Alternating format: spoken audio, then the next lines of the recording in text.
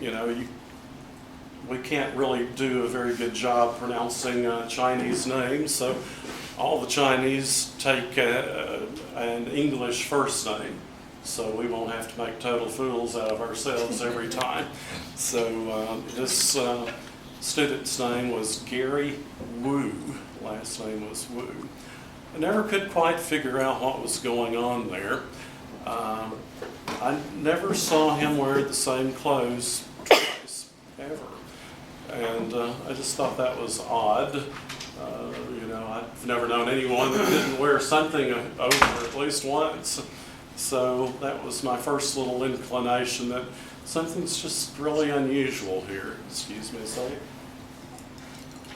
So anyway, he graduated from Harding, and he was always inviting me to come over and visit.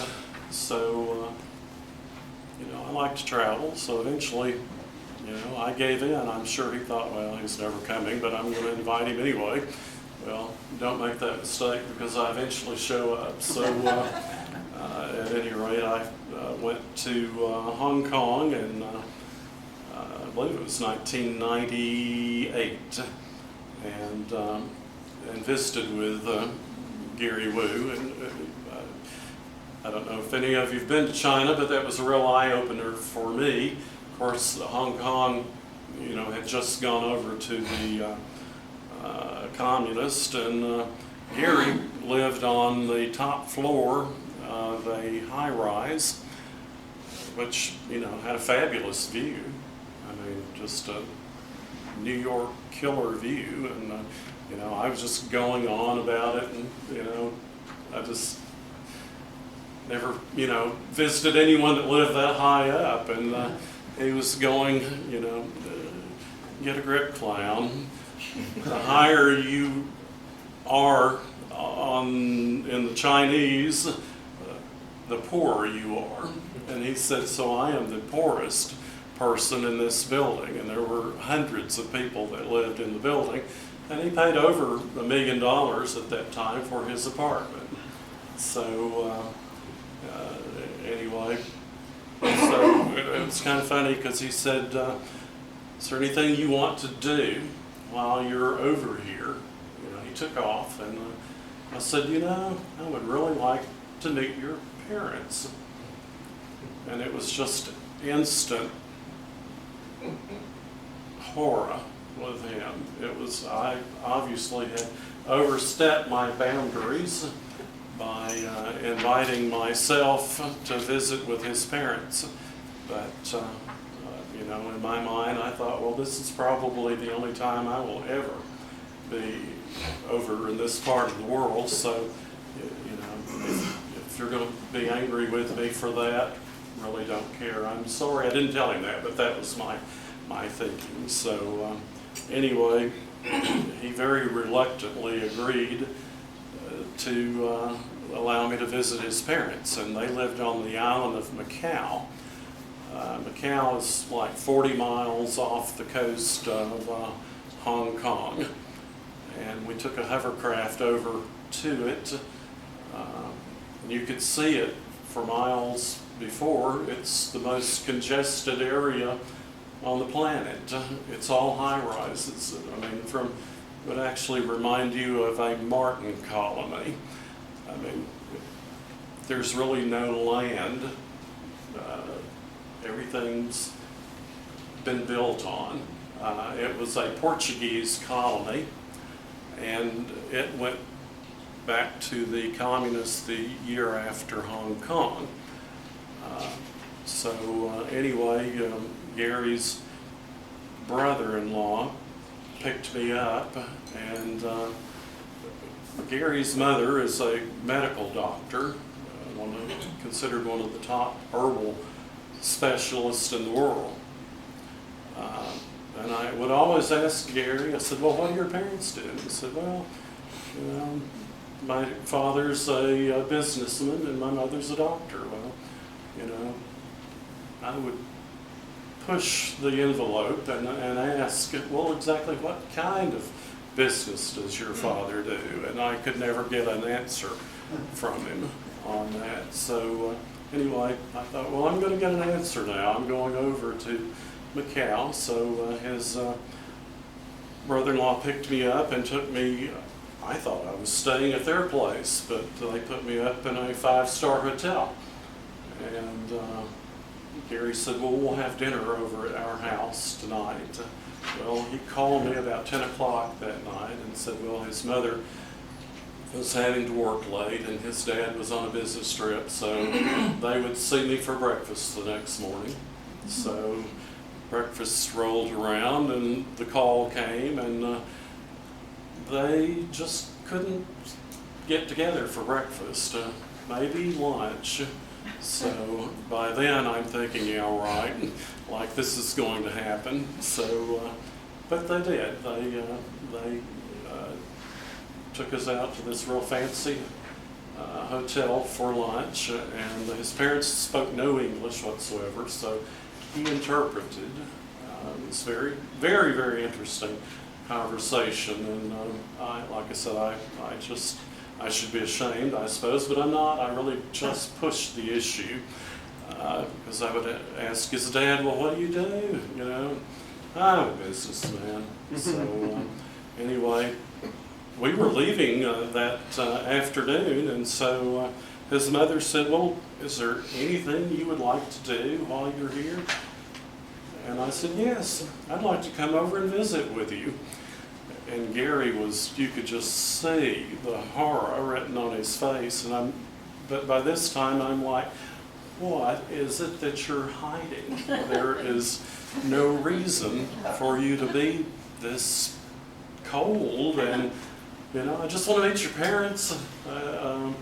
But I could tell I had upset him to no end. So, but his mother very, very graciously said, well, come on over and we'll have tea at 2. So finally I got to go over there.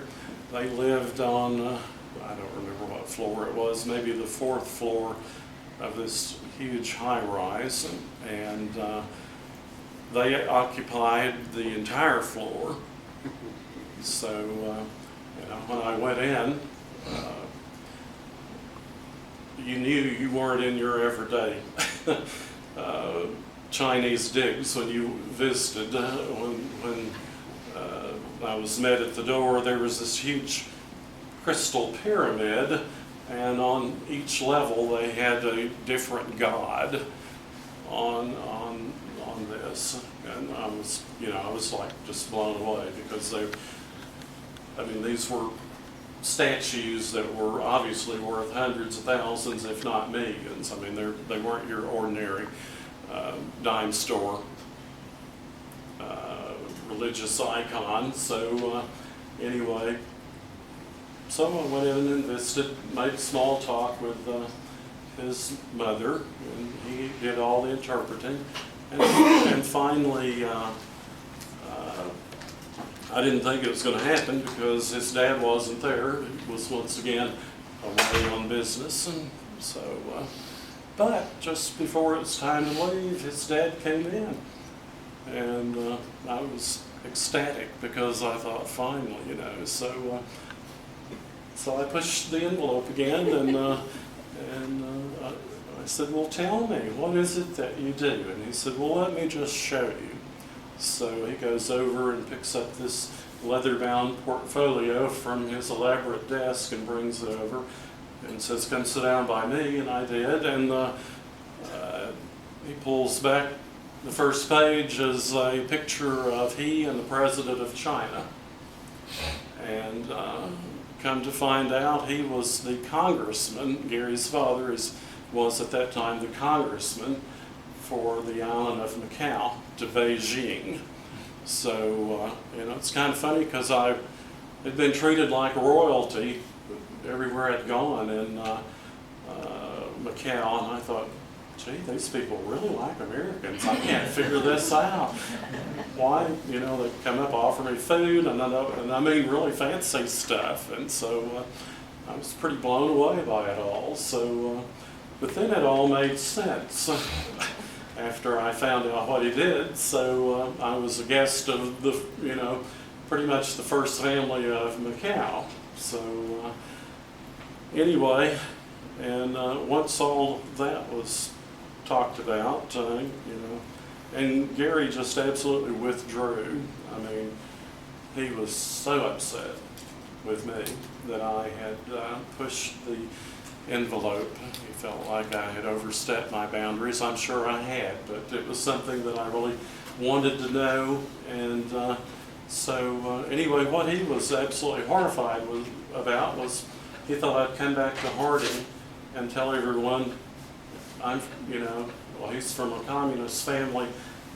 We need not have anything further to do with him. And to me, it was, quite the contrary. It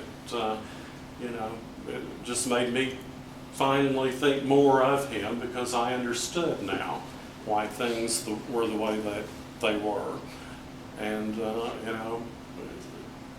and Gary is an, incredibly sensitive person. So, I went over and hugged him and said, this doesn't change anything.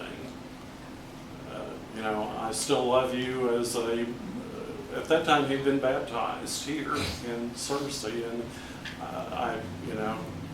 coming from the family and the background that he does, it's almost virtually impossible for him to identify with a Church of Christ in Macau or Hong Kong. But at any rate, the barrier was broken. And like I told him, it didn't change my opinion of you in one bit. In fact, it makes me appreciate you more. So we got that out of the way, and everything was fine after that. And I've been, really close friends with him through the years. His brother-in-law is probably going to become in his father's footsteps. I predict he will become a senator for the island of Macau and probably go back to Beijing. And I really wouldn't be surprised if his brother-in-law eventually becomes president of China. He is absolutely that eloquent. He speaks English better than I do. He's retired now from the Bank of China. He has really, he just has the world in his hands, and I really see great things coming from that. Excuse me. And I, really wanted to get in to talk to Dr. Burks about it, but since he's retiring, and I suspect there will be new influences and new ways of looking at things. Maybe I will, whenever the new Harding president is announced, maybe eventually I'll get in and speak with him, because to me it's been very sad that we've had one of the top families in that part of the world having access to them, and they're crazy about Harding. In fact, they sent their daughter here after Gary, and she graduated, and she's now head of Dole International in Hong Kong. I mean, this is a very, very prominent family, and I think we could make great inroads with the church in that part of the world. In fact, I asked Gary's dad, I said, I have to ask, how did it come to be that your children went to Harding University? And he said, well, I'll tell you. He said, back in the late 70s, early 80s, there were a couple of Church of Christ missionaries who came to Macau. And he said, I watched them. He said, and the lady was very modest. This was back when miniskirts and hot pants was all the rage.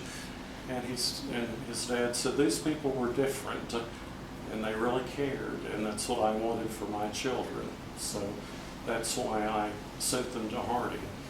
And that really meant a great deal to me, and it should to you. And I'm hoping that maybe we can open some doors there I mean, this family has incredible wealth, incredible influence, and I think it's really sad that we've not taken advantage of that resource because, you know, I mean, what else could you ask for?